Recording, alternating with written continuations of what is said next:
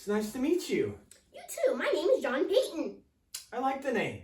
Thanks. My father, James Paton, named me that when I was born on May 24th in 1825.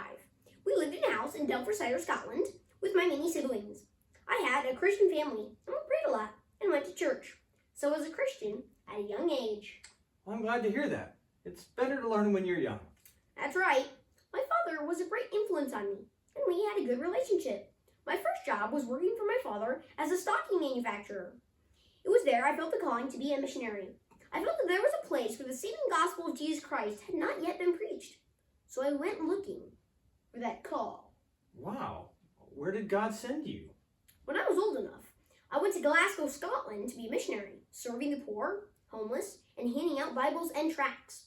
I also studied to be a pastor. After 4 years, I was ordained, and then again felt the call to be a missionary. I thought of countries that had few missionaries, so I chose, with God's help, the islands of New Hebrides in the South Pacific Ocean.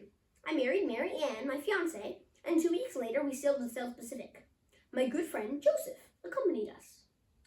Was the journey hard for you? It always is. Leaving my father, mother, and siblings was hard on me. My wife, too, had friends and family left behind. But we took courage in the promises that God had made in His Word. He would never leave us. He would help us as we sailed in the unknown, life or death. We were advancing His kingdom by sharing His gospel with those who served other gods. These pagans needed it desperately. It is good to have hope in the Lord, for He gives us everlasting hope. And as you said, He will never let you down. We were strengthened greatly by His promises, and we were ready to share the gospel when we arrived. We landed on an island of New Hebrides, an evangelized island that had a mission station. We soon moved elsewhere to the island of Tanna. There we built our house. Other missionaries went with us. They left once we had settled in. So you were officially in the mission field. We were, and sometimes it was terrifying. That night I heard some noises near our house, and me and Mary ventured to investigate. To our horror, it was a cannibal party, so we left quickly. I soon realized that the people of Tanna were very steeped in superstition, and I needed to spread the gospel with these savages. However, the natives' rituals were so strict that it made no time for my message. Few even heard, but I had to stay. I was so disheartened. What did you do? Before I could do anything, tragedy occurred. My wife Mary and her newborn son caught fever and died days later. I was alone on a hostile island. The drinking river was foul with human blood, and I had guarded my house day and night from the natives. But I persevered, and I translated the Bible into languages and persisted in sharing the message with savages on the island.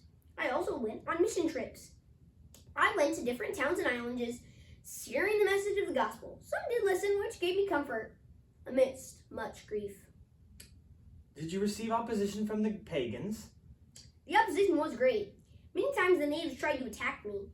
My companions left me after the extreme danger I faced, so I continued alone. All my possessions were robbed, and many times I had to flee, but it was fruitful. While in Scotland to raise support for the mission, I married Maggie Whitcross, and then returned to New Hebrides. This time, I went to the island of Anoa.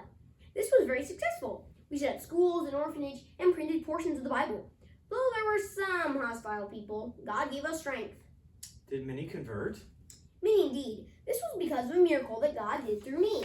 Miracle? There was a drought, and everyone was giving sacrifice to the priests so that they could make the rain fall. I said that God could control the rain, but they didn't listen. So I tried to dig a well so they could have water. They thought this was crazy. They thought water only came from the sky. They said I could not do it, but I was confident in God.